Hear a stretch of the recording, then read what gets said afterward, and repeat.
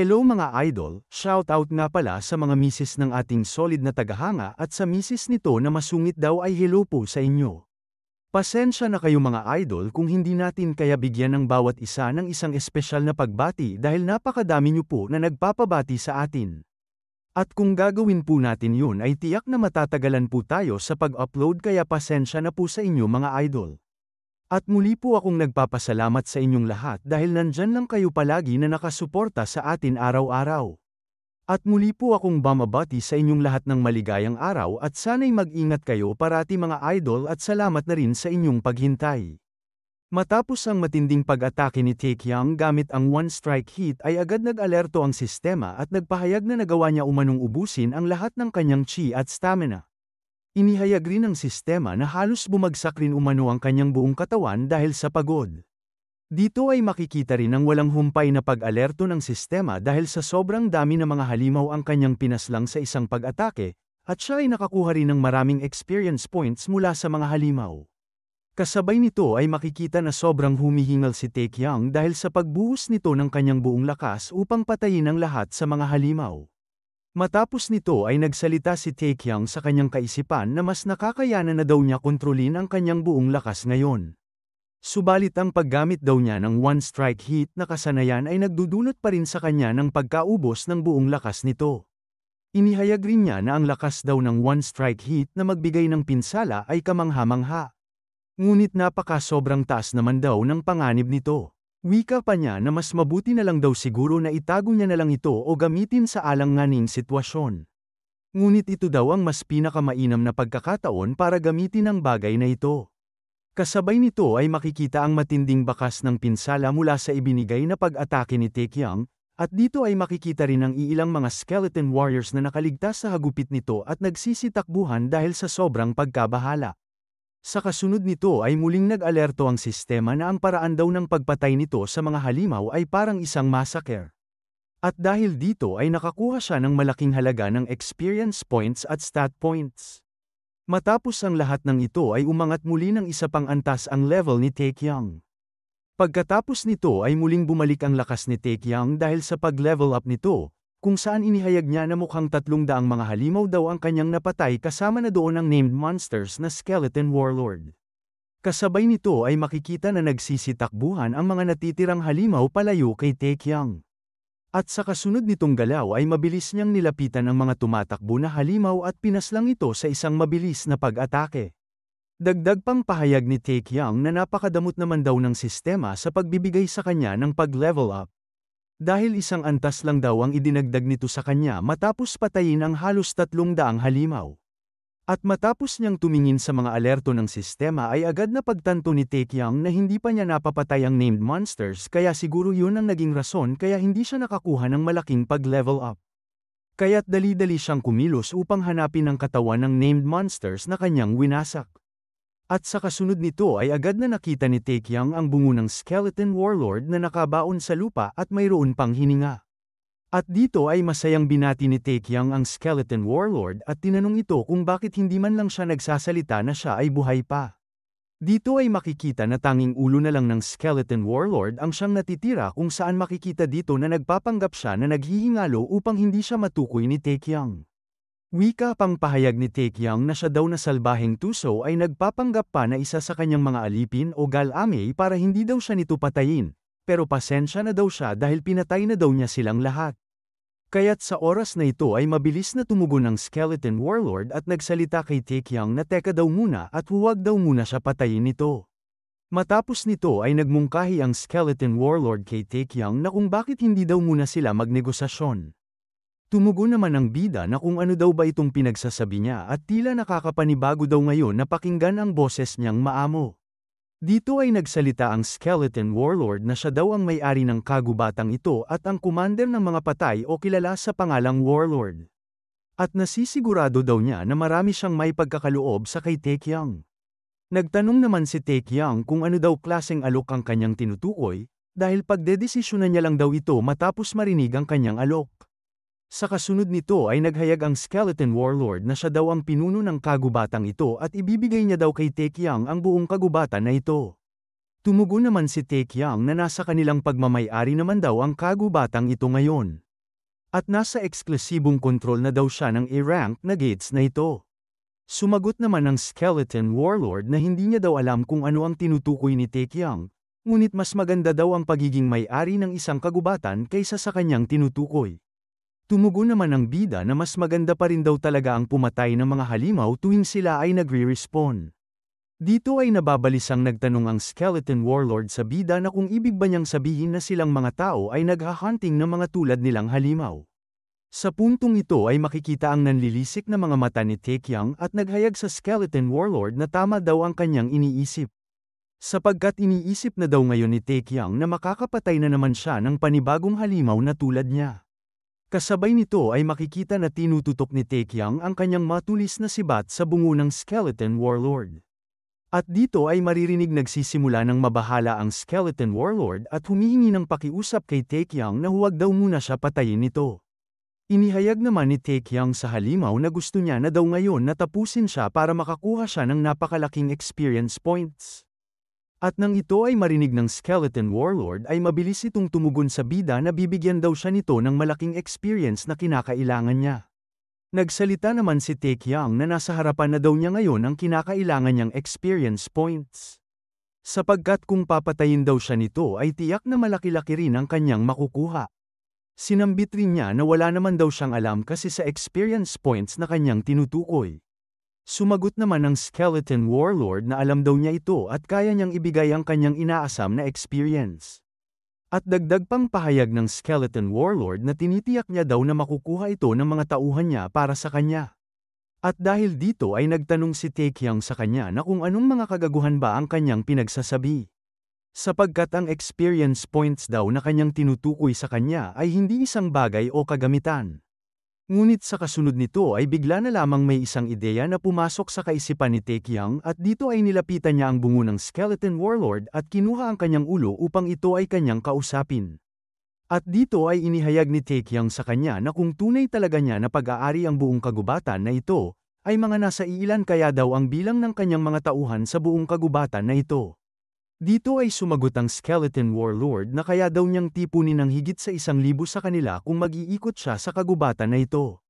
At nang ito ay marinig ni Taekyang ay agad naman ito nagbigay ng isang napakalawak na ngiti dahil mukhang napaka-interesante daw ng alok ng Skeleton Warlord sa kanya. At sa kasunod nitong galaw ay nagsalita si Taekyang sa Skeleton Warlord na meron daw silang trabaho na kailangan tapusin ngayon. Samantala nagtataka naman na nagtanong ang Skeleton Warlord sa bida na kung anong trabaho daw ba ito ang kanyang tinutukoy ngayon. Dito ay mariing inihayag ni Taekyang na ang kinakailangan niya lang daw na gawin ngayon ay sundin ang mga utos na ibibigay nito sa kanya.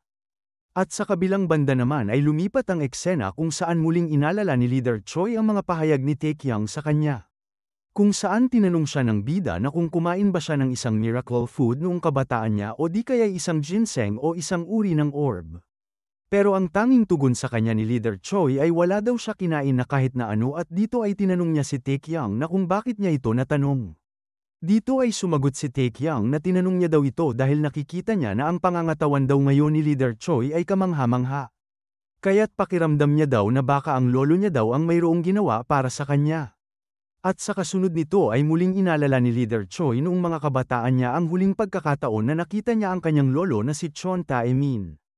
Kung saan sinambit sa kanya ng isa sa kanilang mga tagapaglingkod na dumadalaw lang daw sa kanya ang kanyang lolo ng paminsan-minsan noong siya ay masyado pang bata.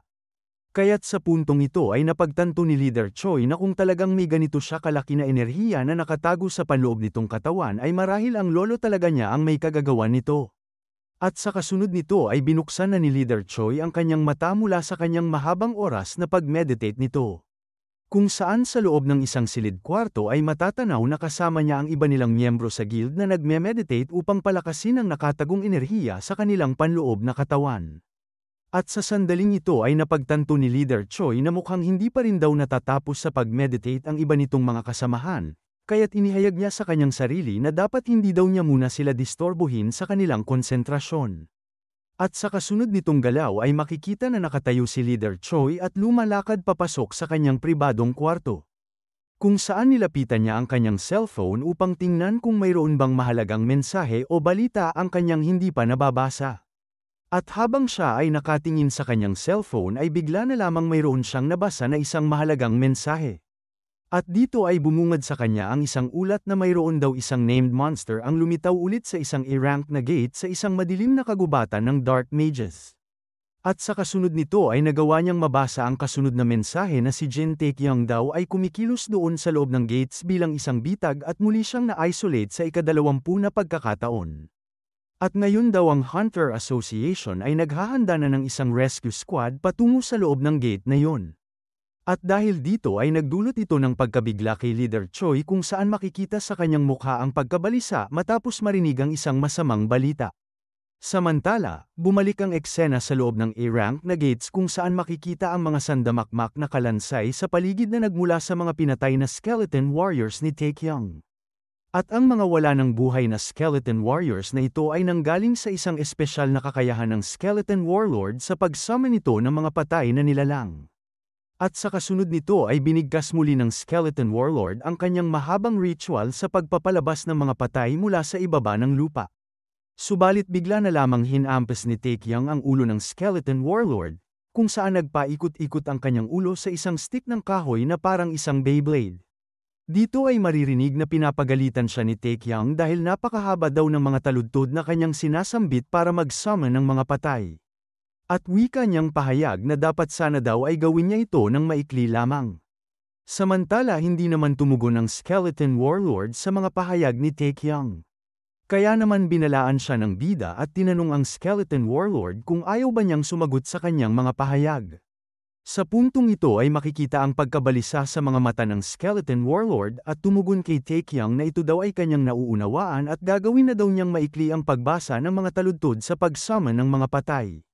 Kaya't sa sandaling ito ay binigkas na ng Skeleton Warlord ng maikli ang kanyang taludtod sa pagtawag ng mga patay. At dito ay matatanaw na unting-unti na lumalabas sa ilalim ng lupa ang mga patay na kanyang tinawag. Matapos nito ay agad na mangha si Taekyung sa sobrang dami ng mga kalansay na nakapaligid at lumalapit sa kanya. At sa kasunod nitong galaw ay makikita ang masigla na pagmumukha ni Taekyung at nakangiti dahil napakarami na naman daw ulit na mga halimaw ang kanyang mapapatay ngayon. Wika pa niya sa kanyang sarili na ang ani daw niya ngayong taon ay isang tagumpay. Ilang minuto ang lumipas ay bumungad sa harapan nila ang limpak-limpak na mga kalansay na nakapatong sa lupa. Kung saan maririnig ang boses ng Skeleton Warlord na humihingi ng kapatawaran sa kanyang mga alipin dahil sa kanyang kawalan ng katapatan. Sapagkat nagawa daw siyang lokohin ng isang masamang tao at hindi man lang niya nagawang ipakita ang tunay nitong kapangyarihan. Matapos itong marinig ni Taekyung ay agad siyang nagsalita na nakakatawa daw ng kanyang sinasabi. Dahil siya naman daw ang nagbigay alay ng lahat ng mga sundalong ito para sa kanyang sariling buhay na kapalit. Galit namang tumugon ng Skeleton Warlord na nagawa niya lang daw ang bagay na ito dahil wala nang halaga ang isang hukbo kung wala na ang kanilang commander. Wika pa niya na pinagdadaanan daw niya ngayon ang paghihirap na ito upang balang araw ay maging isang hukbo silang lahat muli. Nagsalita naman si Taekyung na magpatuloy lang daw siya sa pagpapahirap dahil ginagarantiya daw niya ang kanyang posisyon bilang may-ari ng kagubatan o commander ng mga hukbo. Tumugon naman ang Skeleton Warlord na napakademonyo niya daw talaga klaseng tao. Kasabay nito ay tinanong niya si Taekyung kung ano naman ang kanyang ginagawa ngayon. At dito ay makikita na mayroong hinuhukay si Taekyung mula sa mga nakatumpok na kalansay. Kung saan mayroon siyang nakuha na isang kulay pula na magic crystal, at dito ay sinagot niya ang Skeleton Warlord na inaani niya lang daw ngayon ang bunga ng kanyang pagsusumikap. Kaya naman nagtanong ang Skeleton Warlord kung binabalak ba niyang kainin ang magic crystal na yan. Pero sinagot siya ni Taekyung ng hindi, sapagkat ibebenta niya daw ito dahil napaka-sobrang laki daw ng halaga nito. At dahil dito ay kinutya siya ng Skeleton Warlord at sinabihan na isa daw siyang baliw. Sapagkat ang mga mana stones daw na ito ay pinagmumulan ng kapangyarihan, kaya nararapat lang daw na kainin niya ito upang maging mas malakas daw siya.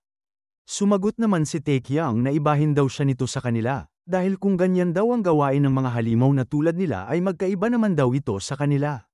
Dito ay tumugon ng Skeleton Warlord na kung ganun daw ay talagang napaka-misteryoso daw ng mga tao. At dahil dito ay tinanong niya si Taekyung na kung totoo ba na mas mahalaga ang pera sa mga tao kaysa sa maging malakas. Sa puntong ito ay sinagot siya ni Taekyang na kinakailangan daw ng mga tao na tulad nila ng pera upang mabuhay. Ngunit ang mga mana stones ay tinataglay daw ng isang demonic energy na nagiging isang lason sa katawan ng mga tao. Tumugon naman ang skeleton warlord na ito daw ay nakakagulat pakinggan, sapagkat ang isang grupo daw ng mga tao na nakatagpo niya kamakailan ay gumagamit ng dugo ng mga trolls upang magpagaling ng sugat. Dito ay sumagot si Taekyang na ang kanyang tinutukoy ay isang potion at yun daw ay nagawa ng ma-purify o linisin. At dahil dito ay tinanong siya ng skeleton warlord kung bakit hindi niya na lang daw linisin ang mga mana stones kagaya ng ginagawa nila. Nagsalita naman si Taekyang na kahit ang mga potion daw ay hindi rin minsan kayang tuluyan na alisin ang mga lason, kaya paano pa daw nila magagawa iyon? Gayunpaman, hindi rin daw kayang kainin ng mga tao ang mga mana stones kaya hindi daw nila kaya itong konsumuhin. Subalit makulit pa rin ang skeleton warlord at muling nagtanong kay Taekyang kung bakit hindi daw ito pwede. Dahil dito ay tuluyan ang nainis si Taekyang at pinagalitan ang skeleton warlord na tigilan na daw niya ang pagtatanong nito sa kanya. Sapagkat ganyan daw talaga ang nangyayari sa mundo ng mga tao at wala pa daw siya narinig na sinumang tao na kumain ng mana stones. Galit namang tumugon ang skeleton warlord na kahit daw siya mismo ay wala pang may narinig na isang tulad niyang tao na umiiral, pero tingnan niya daw ngayon dahil umiiral siya ngayon sa kanyang harapan. At dahil dito ay tiningnan muli ni Taekyang ang mana stone kung saan napagtanto niya na mukhang tama daw ang sinasabi ng skeleton warlord, sapagkat ang mismong pag-iral daw niya ay hindi rin talaga makatarungan. Dahil hindi sa lahat ng oras ay kailangan rin daw sundin ang kanyang common sense. At baka nga siguro ay dapat niya na ring subukan ang pagkain ng mana stone. At habang nakatitig si Taekyang sa hinahawakan nitong mana stones ay agad nagpahayag ang skeleton warlord sa kanyang likuran na mukhang naniniwala na daw ngayon si Taekyang sa kanyang sinabi. Kaya tinanong niya si Taekyang kung bakit hindi niya daw ito subukan na kainin ngayon. Pero hindi naman ito tinuloy ni Taekyang at tinago na lamang ang mana stone sa loob ng kanyang inventaryo. At sa kasunod nito ay tuluyan ang nagalit si Taekyang dahil mukhang pinagtitripan siya ng halimaw na ito, kaya tinanong niya ang skeleton warlord kung gusto ba niya ulit masuntok sa kanyang bungo. Kaagad namang humingi ng paumanhin ang skeleton warlord dahil sa kanyang pagiging madaldal. At tinanggap naman ito kaagad ni Taekyang dahil 3 segundo lang daw ang lumipas ay humingi agad ito ng tawad sa kanya. Nagsalita naman ang skeleton warlord na napakalaking kahihiyan daw talaga ang kanyang mga ginagawa na pagsunod sa kanyang utos. Dahil kung mas malakas lang daw siya sana ng bahagya kaysa sa kanya ay tiyak na may kahahantungan talaga siya. Nagpahayag naman si Taekyang na napakalayo na daw ng kanyang antas kumpara sa iba niyang kasamahan na mga kalansay. At kung tutuusin ay naging tagapamahala din daw siya ng kagubatang ito sa pamamagitan ng isang kudeta. Kaya tinanong niya ang skeleton warlord kung gaano pa ba kalakas ang ninanais niya na maging. At wika pang pahayag ni Taekyang na malamang daw ay nakasipsip rin siya ng napakaraming mana stones mula sa Dark Mages kaya nagawa daw niya mag-evolve bilang isang warlord. Dahil dito ay nagsalita ang skeleton warlord na kung ano daw ba ito ang kanyang mga pinagsasabi, sapagkat ang Dark Mages daw na kanyang tinutukoy ay walang dalang kahit anong mana stone. At dahil sa kanyang pahayag ay nagdulot ito ng pagtataka kay Taekyang. Kasunod nito ay nagsalita rin ng skeleton warlord na ang Dark Mages daw mismo ang nag-summon sa kanya dito. At dahil doon ay sinusunod niya talaga ng walang labag sa kalooban ang lahat ng kanyang mga kautusan sa kanya. At kahit gaano man daw siya kalakas noon ay hindi niya daw maaaring suwayin ang salamangkero na nag-summon sa kanya dito. At dahil sa pagtataka ni Taekyang ay tinanong niya ang skeleton warlord kung paano daw niya nagawang makaalis sa puwersa ng Dark Mage. Nagpahayag naman ang skeleton warlord na hindi niya rin daw alam kung paano yun nangyari, basta't naramdaman niya na lang daw sa isang punto na napalaya na siya mula sa pagkontrol ng Dark Mage. At pagkatapos daw nun ay parabang ang mana niya ay umangat sa isang antas na mas mataas kaysa sa tagapag-summon o ang Dark Mage. At hindi niya daw inaasahan yun na bigla na lamang lumakas ng husto ang kanyang mana. At gaya daw ng sinasabi ng mga tao ay para daw siyang sinapian ng isang napakalakas na enerhiya, kung saan nararamdaman niya na umaapaw ang kanyang mana sa buong katawan nito. Tumugon naman ang bida na nakakatawa naman daw marinig ang ganoong kwento mula sa isang kalansay na tulad niya. At habang sila ay nasa kalagitnaan ng pag-uusap ay bigla na lamang mayroong napansin ang skeleton warlord. Kung saan inihayag niya kay Taekyang na mayroon daw ibang mga tao na nanghihimasok sa loob ng kanilang kagubatan. At sa kabilang banda nito sa may bandang entrance ng gates ay matatanaw ang pagpasok ng mga ibang hunter sa loob ng kagubatang ito. Kaya nagtataka naman na nagtanong si Taekyang kung paano daw niya nalaman na mayroong ibang mga tao na pumasok dito sa loob. Dito ay inihayag ng Skeleton Warlord na siya daw ang nagmamay-ari ng madilim na kagubatan na ito kaya alam niya daw ang lahat ng nangyayari sa loob nito. At muli niyang sinambit na may mga masasamang tao na nakapasok daw ngayon sa kanyang teritoryo. Subalit sinampal naman ni Taekyang ang kanyang ulo at sinabihan siya nito na ang mga tao daw na iyon ay hindi mga masama, sapagkat sila daw ay kanyang mga guild members. At dahil dito ay napamura na lamang si Taekyang dahil muntik na daw niyang makalimutan na aalis sana siya agad pagkatapos patayin ang mga kalansay na ito. Sapagkat mahigit 1 oras na daw siya ngayon na hindi nakaalis sa lugar na ito. At nasisigurado niya daw ngayon na sila ang pumasok dito sa loob. Wika pa niya na dapat sana daw ay hindi na niya pinakita kanina na nahihirapan siya sa pakikipaglaban sa mga kalansay. Pero natitiyak niya naman daw na makakaisip siya agad ng palusot, ngunit nagtataka naman siya kung ano ang gagawin niya sa hinayupak na bungo ng kalansay na ito. Subalit sa kasunod nitong galaw ay kaagad na nakapag-isip si Taekyang ng dapat na gawin at nilapat nito ang kanyang kamay sa ulo ng Skeleton Warlord. Kung saan nagbigay naman ito ng pagtataka sa Skeleton Warlord kung ano ang binabalak ni Taekyang na gawin. At sa kasunod nitong galaw ay inilagay ni Taekyang ang bungo ng Skeleton Warlord sa kanyang inventaryo at ito ay unting-unti na naglaho. At dahil sa kanyang ginawa ay agad na manghas si Taekyang at sinambit sa kanyang sarili na ito daw ay gumana. Sapagkat noong una daw ay iniisip pa niya na kung gagana talaga ang ganitong ideya, pero mukhang naging epektibo talaga ang paggamit nito ng kanyang sistema. Wika pa niya na baka nga siguro ay patay na talaga ang kalansay na ito kaya gumana ang pagtago nito sa kanyang inventaryo. At sa kanyang hindi inaasahan ay bigla na lamang nagsalita ang Skeleton Warlord sa loob ng kanyang kaisipan at nagtatanong kung nasaan daw siya ngayon. Kaya't nabigla si Taekyang matapos muling marinig ang nakakairitang boses ng Skeleton Warlord. Sa puntong ito ay makikita sa mga mata ni Taekyang na siya ay hindi makapaniwala, kaya tinanong niya ang Skeleton Warlord kung paano daw niya nagagawang makipag-usap sa kanya habang ito ay nasa loob ng kanyang inventaryo. At sa oras na ito ay walang tigil na nagrereklamo ang Skeleton Warlord sa loob ng kanyang inventaryo na kung ano daw ba ang ginawa nito sa kanya. Wika pa niyang pahayag sa bida na palabasan daw siya nito dahil napakasobrang sikip daw dito sa loob at tila parang mababaliw na daw siya dito ngayon. Tumugon naman ang bida na kung bakit pa siya nagrereklamo sa loob hindi naman daw siya humihinga dahil wala naman siyang katawan, kaya't ano daw ang kanyang pinuproblema ngayon. At dahil dito ay sinigawan siya ni Taekyang at sinabihan na napakaingay niya daw klaseng kalansay. Kaya naman tinanong siya ni Taekyang kung gusto na ba niyang alisin sa mundong ito. Dahil dito ay agad nagsalita ang Skeleton Warlord na napakalawak pa daw ng espasyo niya sa loob. Dagdag pang pahayag ni Taekyang na magpahinga daw siya sa loob ng kanyang inventaryo at huwag na daw siyang magsasalita kahit na pipalabasan pa siya nito sa loob. Dito ay inihayag ng Skeleton Warlord na napakaswerte niya naman daw klaseng tao dahil marami itong kaibigan kahit na ganito kasama ang kanyang ugali. Pero mas dumarami pa daw ngayon ang mga invaders na pumapasok ngayon sa kagubatang ito.